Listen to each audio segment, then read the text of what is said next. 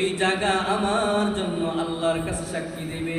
ইয়াউমা ইদিন তুহাদ্দিতু আখবারাহা বিআন্না রাব্বাকা আওহা লাহা। কার কথা? আল্লাহ তাআলা বলে, বান্দা তুই যেই জায়গায় দাঁড়াইয়া আমার সাথে গুনাহ করেছো, আমার সাথে নাফরমানি করেছো, ওই জায়গা আমার কাছে সাক্ষী দিবে।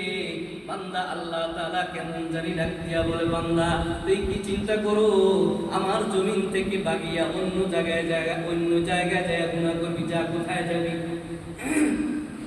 يا معشر الجن والإنس إن استطعتم أن تنفذوا من أقطار السماوات والأرض فانفذوا لا تنفذون إلا بسلطان। আল্লাহ তাআলা ডাক দিয়া বলে,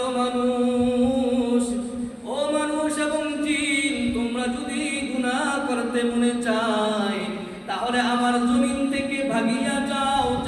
কোথায় যাইবা? যাইয়া গুনাহ করো।